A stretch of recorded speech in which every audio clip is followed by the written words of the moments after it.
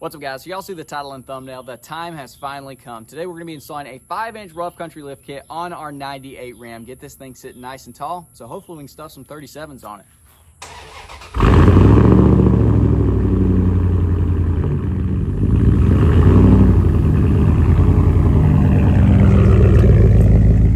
Got our full kit laid out. Looks pretty straightforward. Got our track bars, shocks, Pitman arm, hardware for the track bars, I believe, our drop brackets, rear blocks, U-bolts. This guy fell out. I'm not sure what that grease fitting is for. We got to find out. Got our front coil springs, which I had been debating on getting those powder coated some color, but I honestly think the silver and the blue is going to tie in together nicely. If it doesn't, we can always change it after the fact, but looks like a pretty straightforward kit. The install is pretty much going to be based on how difficult it is to get the original parts off, which on these older trucks sometimes is not fun. But let's go ahead and measure our fenders so that we can have a comparison for after. From the ground to the fender on the rear, from the ground to the fender, we'll call that 37 3/4. Go ahead and jack your truck up, get your front wheels and tires off, and sit it down on some jack stands. Got her up in the air, securely sitting on jack stands on the frame back here. And next step is going to be marking your lower track bar cam position. So ours is straight up and down, so I'm not going to mark ours, but if yours is off anywhere, you want to go ahead and remember where that's at.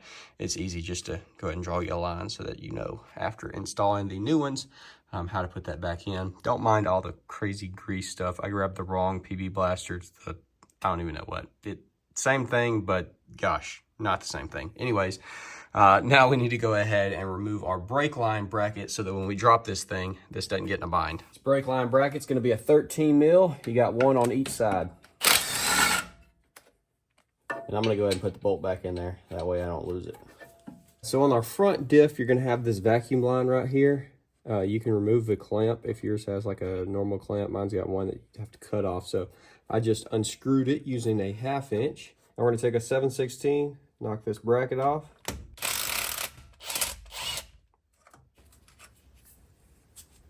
Unplug it.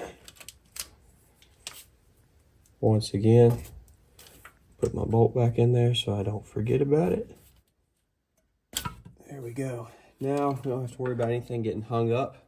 So no more lines going to our axle. Everything is free. Go ahead and take our top shock bolts off. So let's just slip this guy out of the way so we can get access. It's going to be a 18 mil.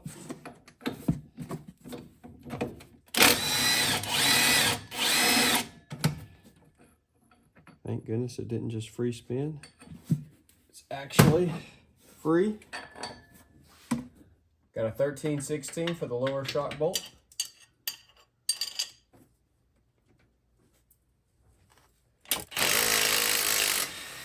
And we will not be removing the shock until it's time to remove the coil. We got 4 15 mil bolts holding our sway bar brackets on. Let's go ahead and drop them out.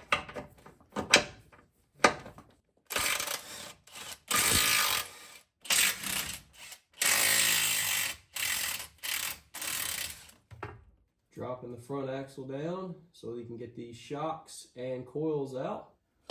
This would be a great time for this thing to be really worn out. Oh, it is. It's totally clapped. Should not be able to push your shock down that easily. Now we can just bring it on out. That guy's barely even moving up. There it is. Same thing on the other side. 13/16, remove the front bolt on our lower track bar.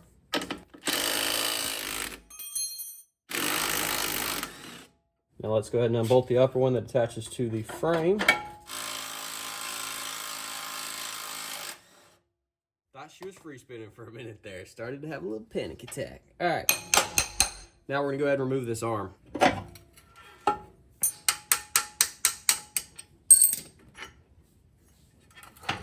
There she is. It's time to go ahead and dress our lower arms, which I am assuming are the larger, longer ones. The shorter, smaller ones are going to be the upper. You want to put two 90-degree grease fittings in them. It's a 3/8" wrench, and I pointed them inward on top. It doesn't exactly say where, so I'm assuming that's going to be the best way to actually get access to grease them. And then next, we want to put the bushings in, larger ones on the larger bar, obviously. Easiest way I have found to get them in is just lay the bar down on a flat surface, grab you a mallet, tap them into place. Just start working it on.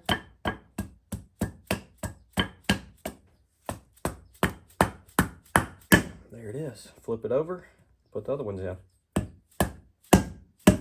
There it is. Now we got to put our sleeve in there. Should just press straight in.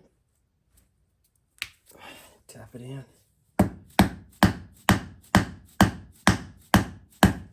Just make sure it's nice and flat on both sides. That side's got a little bit, so we could use another one and just tap it fully in. Make it nice and even. There she blows. Do that on all of them. All right, finally got the lower arms in. It did take removing both the uppers and doing quite a bit of finagling to get it to line up, but it will actually fit. Obviously, you can tell by the drive shaft, it's at an extreme angle because our uppers are not in. So it's probably gonna be fun throwing those in, but I just got done dressing them. They're a little bit different sizes. So you're gonna have a 90 for one grease fitting on one end. On the other opposite, you're gonna have it just coming straight down. This guy is going to be on the lower. This is the upper so that you can actually still get access to grease them. This straight one is actually an 8mm instead of the 3/8. So yeah, I'm going to go ahead and spend however long I need to getting these uppers in. All right, we finally got the track bars in. I fought with it for quite a while, and then kind of a no-brainer. I found that if you lift the front axle directly in the center, where it's got everything going straight up, it's a lot easier to finagle them in, and you can use just like a flathead or something to gently pry it forward or backwards to get it to line up. So we are all good. Got them snugged up, alignment back in check. Now we're gonna go ahead and remove the track rod. So let's pull this cotter pin out. Now we got a 13/16.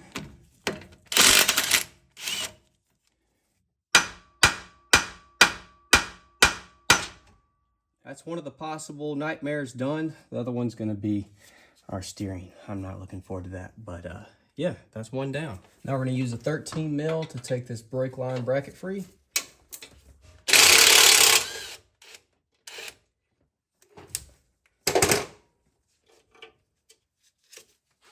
Now we're gonna go ahead and install our new bracket. It says to put the washer in between. Slide this guy up into place just to hold it. Go ahead and tighten down your new bracket. Just make sure that you don't squish the brake lines in between. They need to go on top. They're gonna bolt in the new hole, top of that bracket. We do have to drill out a 17/32 hole right there so that our new hardware can bolt in. Hopefully a little bit of helpful advice, but do take it with a grain of salt and do it at your own risk. But if you don't have a 17/32 drill bit and you're not quite sure what's a comparable size, take the washer that your bolt is gonna have to go through and just slip it over your drill bits. You don't want to go too big. Obviously, if you go too small, the bolt's not going to go through there. So that's one little helpful tip, because I definitely don't have a 17/32, but I do have whatever this guy is. Got our new bracket all tightened down with the brake lines as well, but I'm having a hard time getting this guy to line back up with this. The axle needs to shift over a little bit that away, and I'm having fun doing that by myself. But if you have a factory steering stabilizer, which I think this is, it can't be reused with this kit. You have to get an aftermarket one from Rough Country. So we're gonna go ahead and pop that guy off and hope that maybe that allows me to a little bit easier finesse this differential axle assembly over like 1/4 of an inch that way, so I can get it to pop back in here. So that's the game plan. Got it in, taking the steering stabilizer off did absolutely nothing. So I just loosened this stuff down, put it in there, and then tightened everything up. Went together perfectly fine. It just was too low, the bracket was, to get it in. With this is all snugged up. So we're good to go. Time to throw our shock and coil in. The coil is directional, so make sure the smaller side is the one that's gonna go up. So you gotta put the little top hat on. Go ahead and I guess just slip this guy down in here for the time being, and we'll cut the strap and deal with getting this top thing off and getting it lined up after the fact. Just get that down in there. Now we're gonna have to kind of pry a little bit to get this coil in.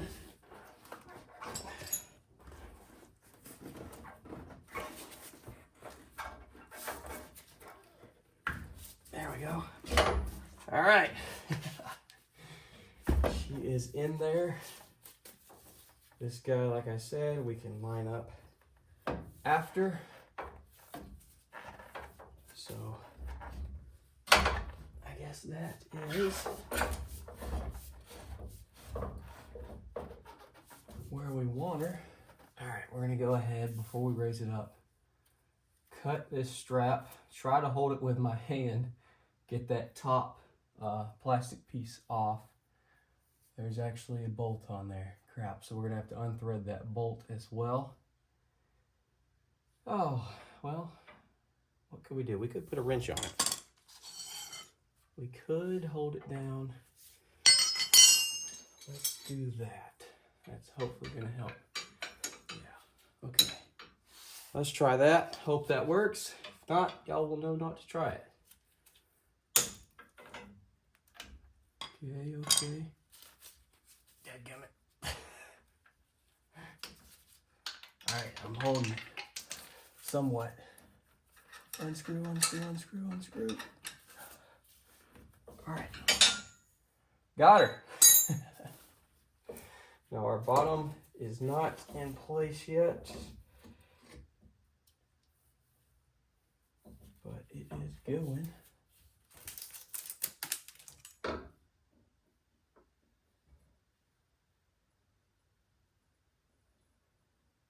I think I was supposed to put a bushing in there. Speed run, speed run. Got it. Holy moly, finally. Okay. Now I'm going to throw the bolts in the bottom, or the bolt in the bottom, and then throw the nut in on top. And we'll finally have this thing locked into place. Words of wisdom, definitely put the lower shock bolt through first before you cut that thing. This side went in super easy, but on the other side, and if you didn't, you can get a flathead in through underneath here, pry it up, and get that bolt in there. So we've got the bottom tight, top tight, and now the instructions say to go ahead, jack it up, put the wheels and tires on, and then we can tackle the sway bar drop brackets. Got our sway bar drop brackets in. You reuse your factory hardware for the top part, and then you use the 4 new bolts for the lower. Last thing for the front, aside from buttoning up things, is tackling this Pitman arm. Oh my gosh. Bro, is this thing welded on? Oh, it feels like it's... something's happening. Because it just got a little bit easier to spin. Hopefully that's a good thing, and it's not. Digging into this. Oh my gosh. Can you imagine? Then the thread won't go back on the bolt. Dude, that would be such a nightmare. Genuinely.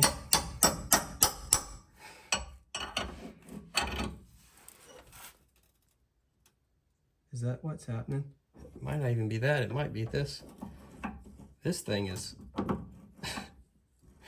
pancaking. Honestly, that's better of the two. So,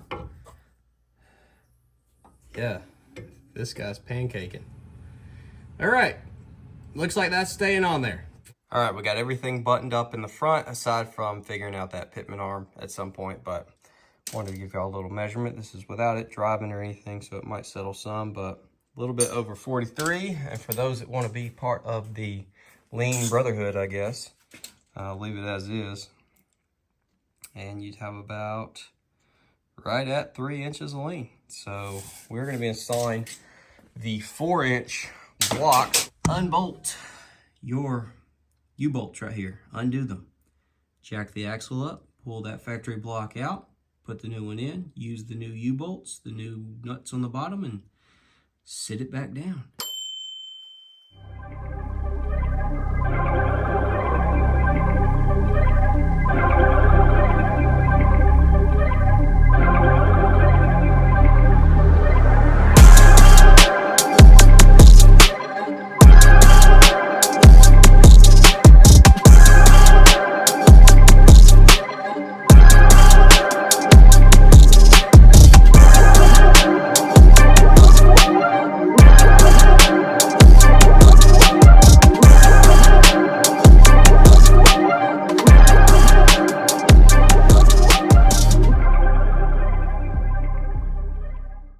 All right, guys, well, here she is. Hopefully you did enjoy the video, and hopefully if you're installing a 5-inch rough country lift on your 2nd gen Ram, it helped you out in some way or another. Take a step back. She is sitting nice and tall. It's crazy, you know, in the beginning of this video, the wheels and tires look pretty appropriate, and now they are absolutely tiny, which is what we need to address next. I am so torn on what setup is going to work best on this thing. Originally, my plan was to do like a 20-inch Ram rep, whether that's a 5-lug or do adapters to a 8-lug, because they make some really cool ones for the 8-lug trucks, and then do 37 graps. I just think that would look absolutely insane. Super Bubba. But at the same time, this is a pretty sporty looking truck. I mean, it literally says sport right there. So I know like a set of wides would look really good, whether it'd be like 14 wides on a 33 or maybe a 35. Black wheels I know would look really good because all the other black accents look killer. Really the only non-blue or black is the badge right there, and then the sport emblem. Everything else is blue or black, and I know black wheels would look really good, but on any bright color like this, chrome or polished wheels would look super good. So do we stick with Super Bubba? Can we fit 37s? I guess I need to measure fender to fender back here. If that's not 37 inches apart, then it definitely ain't gonna work, because tire is gonna be up in the fender well. Let me know if you got a 2nd gen Ram 37s. What does it take? You got to chop it up, you got to go big, or with this 5-inch lift, should we be able to make it happen? And if you got adapters or 2-inch spacers, let me know as well, because I know sticking them out a little bit wider can make it worse or better. Just depends on the truck and the setup. I am filming this, or I'm uploading this. I'm also filming this the day that I'm uploading it, and y'all should see it's Thursday. Hurricane's rolling through. Wind's probably wrecking y'all. Let me know. I have not bought wheels and tires yet. Y'all got to help me decide on what the best look is going to be. I just installed the rough country blocks without the factory ones, but the U-bolts that came with the kit tell me that you're probably supposed to stack them. And the factory one does have a little rod that sticks out the side that helps keep it, you know, straight. I've never stacked rear blocks before. I know some people really frown on it. I don't know if the kit's intended to. It didn't say specifically to stack them on top. But if you're wanting the back sitting higher than the front, that's what you're gonna have to do, or just pick up a bigger block. It's not a big deal. You can get those for cheap. I'll probably get a 5 or 6 inch to go in here, give it a little bit better, or a little bit more height than the rear. It's a 2-inch difference, so the back's 2 inches lower than the front, a little bit under 2 inches, even though it might look like more because we are on a pretty big incline. It does, at least on this other side. But it's not that big of a deal, and with, you know, good wheels and tires, I think it would look perfectly fine. But if you hate the back being any lower than the front, just go ahead and stack them. And the U-bolts, I believe, are plenty long. They're like a foot long, so I'm sure that's what was intended. And then if you did that, it probably would sit 2 inches taller in the rear than the front. So if you're wanting it as high as possible, or you want to maintain that raked look, just go ahead and slap them both on. Yeah, it looks pretty dramatic here, but like I said, it's on an incline, it's not flat ground. I love the coils. You can see those. It pops like perfectly with the badge right there. I think it looks super good. I got to get under here and degrease everything, because I sprayed the house down the night before I did this install with that PB blaster crap, and so I got to degrease all of this stuff. It looks absolutely horrible, but yeah, truck looks good. I watched it the other night, or last night, in the dark. Yeah. Washing stuff in the dark is not smart, because you can't see all the bull crap down there on a brand new lift kit looking all greasy and grimy and whatnot. But anyways, that is her. We'll address the rear, decide on that. Y'all help me decide on wheels and tires. Oh, as well, we got to figure out what we're going to do with the arm down here. Y'all saw it smoked our puller tool. Only other option, which I have done before, is cut that baby off. You just risk potentially hurting the splines, and if you do that, you can't get the new one on, then you're gonna have to buy a new steering box, which I'm sure is not cheap, but on an old truck, not the end of the world. It's actually probably a pretty nice upgrade, but our steering is nice and tight on this truck, so there's no reason to upgrade that right now. So yeah, either cut that off, or I need to get a stronger Pitman arm puller tool, because it literally was just crimpling the part. And so yeah, that ain't it. Anyways, I'm rambling, I'm delirious, I'm sick. I'm sure y'all are tired of hearing me talk with my nasally self. So yeah, that's the video. Hope y'all enjoyed. I'll catch y'all boys in the next one.